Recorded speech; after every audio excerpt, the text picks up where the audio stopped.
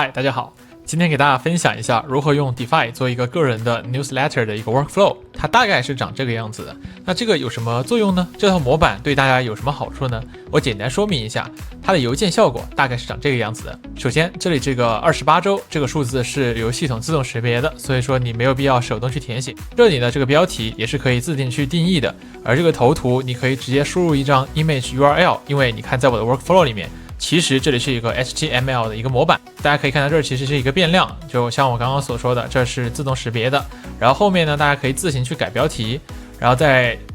往后面看，有一个封面的头图。这个头图呢，大家也可以去自行更换，比方说你的这个个人 newsletter， 你想换一个好看的封面也是没问题的，你只需要把你的图片在线的 URL 输入进去，这个邮件这里就变成了你的封面头图，你可以去给自己使用。因为这套流程跑下来之后是自动发送一个日报，然后你就能去相当于是一个比较个性化的一个 newsletter。在这个地方呢，我们可以看到有很多不同的文章，这种文章呢都是自动摘要的，也就是说完全是无感的。比方说你设定的一个时间是今天晚上8点钟，那它已经对文章做好的这些摘要给你排版好，然后自动给你发送过来。那这些文章是来源于哪里呢？就叫 RSS， 就是说它呢可以自定义你的这个信息源。比方说如果你喜欢看少数派的话，你就可以去找到它的这样一个 RSS 的一个订阅的页面，然后呢就把它保存下来，把这个链接保存下来。那当然，如果有一些网站你找不到它的 RSS， 你也可以去用 RSS Hub 这个插件，然后去找到这样的一个 RSS 订阅源。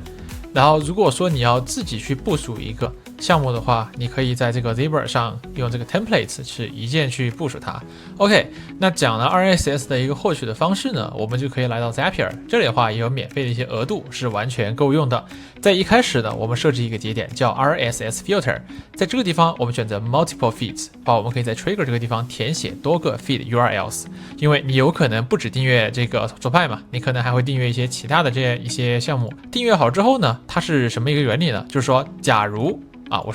这里有一个新的文章上线了，新的条目，然后就更新之后，这里就会监测到一个更新，然后就会发送一条 post 和请求到我们的这个Defy 的这样的一个 workflow 的 API， 它的 URL 是这样的，大家可以记一下。然后下面呢是要它发送的一个东西，那这个发送的 data 是怎么写的呢？大家可以看 workflow 的一个 API 文档，它在哪里可以看到呢？我们回到 workflow， 点击左边最后一个，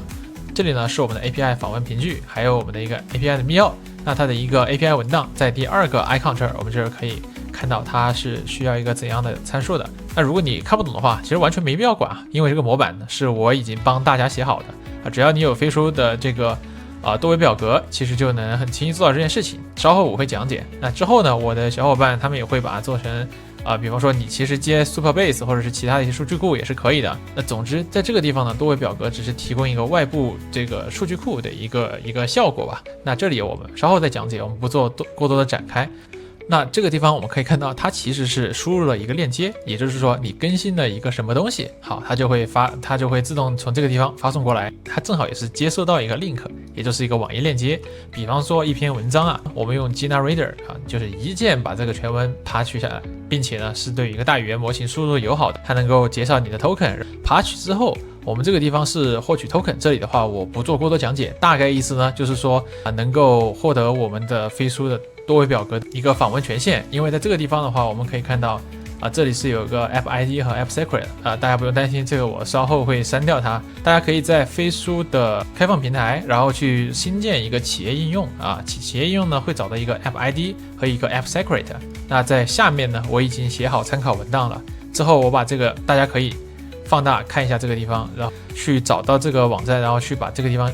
填进去。为什么要有这一步呢？是因为后面我们要去查询这个表格中的记录是必须要有一个我们的凭据的，但是它这个东西呢每隔2个小时都会刷新一次，所以说用这种 API 的方式，我们可以永远获得一个最新的一个凭据，就不用担心这个它自己会报错。好，我们可以看到爬取了文章之后，我们就可以选择一个自己喜欢的模型比方说这个 Moonshot 它对长文的总结我觉得比较好。然后呢，这里是一个非常简单的一个 summary 的一个 prompt， 如果你觉得不满意的话，你可以按照自己的方式去写。如果你觉得一个节点还是不够的话，你甚至还可以在这里添加一些其他的多层的这个大语言模型，只要你觉得是符合你的这个预期的就没问题。摘要之后拿到这样的一个结果，我们查询多维表格内容填好了之后呢，其他地方都不用管。那如果说他查到第一天没有数据呢，它就会新建一条数据。那新建数据呢，就是我们的这个 HTML 的邮件的模板，就是 style 和这个头图给传进去。然后呢，再把第一段，就是我们今天获得的第一个摘要给传入进去，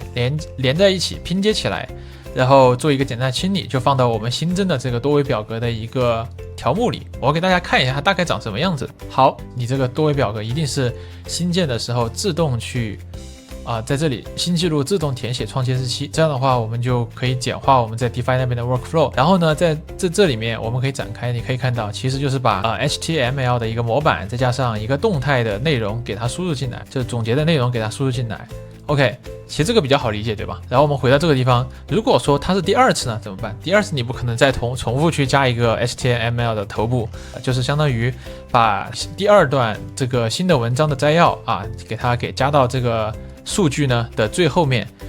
如此以来呢，就会等到我们设定日期之前，比方说我们说是今晚8点钟，它之前的所有的摘要都会被良好的存储到我们这个飞书文档里，就实现了一个自动的摘要和自动的保存。然后你可能会问，那我该如何去发送它呢？这就是涉及到第二个 workflow， 我们把它拆开为2个部分。好，那这个地方呢是 workflow 2，它就是我们发送这样的一个日报的一个功能。那可以看到，我们稍后可以用 iPhone 手机里的快捷指令，也就是 Shortcuts 里面有一个自动化。那自动化呢，用去设置一个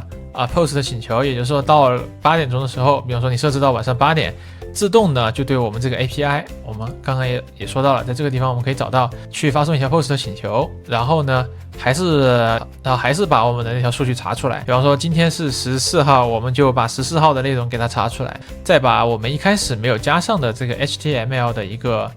个结尾段，也就是这个 footer 的部分给它加上去，然后 HTML 就完整了。完整之后呢，我们就用到 resend 去把它给发送到我们的这个邮件里。那至于 resend 是什么，我们可以大致的看一下，它大概长的是这个样子。OK， 你可以看到这里的话，它本身是不会提供邮件的，它也不能收信，但是以一种开发者的思维去发送这个邮件，而且它能追踪一个邮件的打开的情况。好，我们就可以看到下面是我们发送的一个 HTML 邮件的一个预览，就可以代替我们去把这个邮件给发出去。发出去呢，大家就可以看到在这里看到我们的邮件了。所以说，假如你正在运营一个社群，你可以说我帮大家做好这个 RSS 的过滤，然后呢，你就能生成一个比较好的一个摘要文档了。然后你可以点击这个 critical 去看它的这样的一个完整的文章是什么样子的。然后这样呢，你如果说社群里有一个日报的运营的小任务其实这个也可以有一定的参考价值。最重要的是，这里面我给大家都写好了笔记。如果你想改模板 HTML， 你觉得它不好看，那你可以在这儿改。这里我给大家一个基础的模板然后摘要，你觉得摘要的方式不合适，你直接在这儿改这一部分的 prompt 就可以了。唯一需要的就是说，你需要一个多维表格，然后去把这个 key 给它填进去。这里的话有一个小的细节，我给大家演示一下。我们可以看到，这个是飞书的开发者后台，然后在这个地方我们点进我们的一个应用，然后我们要在我们的这个权限管理这儿去查询一个叫做多维表格的东西。我们要把这2个权限给它打开，并且审核通过。但是这还没有完，你要新建一个飞书多维表格，并且来到右上角这3个点，点击更多，然后点击添加文档应用，把你的这个机器人给加进来，然后要给它一个编辑权限。然后这样的话，它才能对我们的这个文档进行一个操作。好，那大致讲解就是这个流程。所以说大家的配置就是说，第一要去Generator 这里，大家可以去它的官网拿到一个 API key， 然后点击右上角，点击这个设置，然后在你的模型供应商这里找到这个Gina， 然后给它填写进去就可以了。然后大模型就不用我说了，填自己的 key。然后多维表格我给大家解释一下。比方说这个地方我们点击它，可以看到这儿 base， 这是我们要填的第一个数据，然后第2个数据是 table 等于什么什么，后面这儿不要后面这个 view， 就前面这一段，然后填到我们的这个多维表格和多维表格的数据表，这儿没问题了。然后最后呢就是发送的这一部分，我们点击这儿可以看到右上角有个健全 API key， 大家注册了一个 resend 的这样的一个应用之后呢，去拿一个 API key 就可以了。当然，虽然我们说可以通过 RSS 进行一个全自动的摘要，但我们仍然可以通过手动的方式把它们添加进去。举例来说，我们可以看到左边 DeFi 的这样的一个文章，是 DeFi 和 Firecrowd 这样的一个集成。我们可以复制这篇博客，来到右边，然后我们点击运行，在这个地方输入我们的链接，点击开始运行即可。这个时候我们可以看到整个流程开始运行 ，Gina Reader 开始爬取全文，然后提取标题之后开始进行一个摘要。当然，其实 Gina Reader 自带了一个摘要的功能，但如果你想自定义的话，你应该使用大模型。现在我们可以看到它已经添加到我们的文章里了。这个时候，如果我们回到我们的 Newsletter 发送的这样的一个功能的话，我们也可以点击运行。好，这个时候就可以发送到我们的邮件了。我们可以打开一下我们的手机，或者看一下我们电脑上的邮箱。